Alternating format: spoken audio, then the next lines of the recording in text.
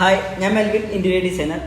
ഇന്ന് നമ്മൾ നോക്കാൻ പോകുന്നത് ഒരു ടോയ്ലറ്റിൻ്റെ വാനിറ്റി ഏരിയ എങ്ങനെ നമുക്ക് രണ്ട് ഡിഫറെൻ്റ് ആയിട്ടുള്ള ടൈൽ സെലക്ഷനിലൂടെ എങ്ങനെ ഡിഫറെൻ്റ് ആക്കി മാറ്റാം എന്നുള്ളതാണ് നോക്കുന്നത്. അപ്പോൾ നിങ്ങളുടെ പരിചയത്തിൽ വാനിറ്റി ചെയ്യുന്നവർ, വീടിന് ഇൻറ്റീരിയർ ചെയ്യുന്നവരുണ്ടെങ്കിൽ അവർക്ക് സജസ്റ്റ് ചെയ്യാൻ പറ്റുന്ന രണ്ട് ഓപ്ഷനാണ് നമ്മൾ നോക്കാൻ പോകുന്നത്.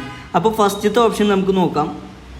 ഫസ്റ്റത്തെ ഓപ്ഷനിൽ നമ്മൾ വാഷ് ഏരിയയുടെ ഹൈലൈറ്റിംഗ് ടൈലായിട്ട് സെലക്ട് ചെയ്തിട്ടുള്ളത് ഗ്രീൻ കളറിൽ വരുന്ന സിംഗിൾ പീസായിട്ട് വരുന്ന ടൈലാണ് ഹൈലൈറ്റിംഗ് ടൈലായിട്ട് യൂസ് ചെയ്തിട്ടുള്ളത്. ഇതിൽ വാഷ് കൗണ്ടറിൻ്റെ ബാക്ക് സ്പ്ലാഷ് ആയിട്ട് നമ്മൾ യൂസ് ചെയ്തിട്ടുള്ളത് വൈറ്റ് മാർബിൾ ഫിനിഷിൽ വരുന്ന ടൈലുകളാണ് യൂസ് ചെയ്തിട്ടുള്ളത്. ഈ വാഷ് കൗണ്ടറിൻ്റെ ക്യാബിനറ്റ് ആണെങ്കിൽ നമുക്ക് കാണാം ഗ്രേ തീമിലാണ് കൊടുത്തിട്ടുള്ളത്.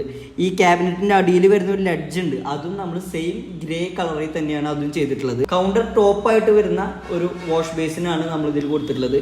ഇനി ഓപ്ഷൻ 2 നോക്കുകയാണെന്നുണ്ടെങ്കിലും നമുക്ക് ഇവിടെ കാണാം, അതിൽ നമ്മൾ ഹൈലൈറ്റിംഗ് ടൈലായിട്ട് കൊടുത്തിട്ടുള്ളത് വുഡൻ പ്രിന്റഡ് ആയിട്ട് വരുന്ന ടൈലാണ് ഹൈലൈറ്റിംഗ് ടൈലായിട്ട് കൊടുത്തിട്ടുള്ളത്. ബാക്ക് സ്പ്ലാഷ് ആയിട്ട് കൊടുത്തിട്ടുള്ളത് ടെറാസോ ഫിനിഷിൽ വരുന്ന ടൈലുകളാണ് അതിലും കൊടുത്തിട്ടുള്ളത്. അതിൽ നമ്മൾ ക്യാബിനറ്റിന്റെ കളർ വൈറ്റ് ആണ് കൊടുത്തിട്ടുള്ളത്. അതിലും കൗണ്ടർ ടോപ്പായിട്ട് വരുന്ന ഒരു വാഷ് ബേസിൻ തന്നെയാണ് കൊടുത്തിട്ടുള്ളത്. അപ്പോൾ രണ്ട് ടൈപ്പ് നമ്മളിപ്പോൾ നോക്കി ഒരു ഏരിയയുടെ ഡിസൈൻ ചെയ്യുമ്പോൾ അതിൽ ഏറ്റവും ഇമ്പോർട്ടൻ്റ് ആയിട്ട് അത് ഏറ്റവും ഭംഗിയിൽ പറഞ്ഞെങ്കിൽ ശ്രദ്ധിക്കേണ്ട രണ്ട് കാര്യങ്ങളാണ്. ഫസ്റ്റ് അതിൻ്റെ കളർ കോമ്പിനേഷൻ, പിന്നെ ഇത് പറഞ്ഞാൽ അതിൽ യൂസ് ചെയ്യുന്ന മെറ്റീരിയലിൻ്റെ സ്പെസിഫിക്കേഷൻ.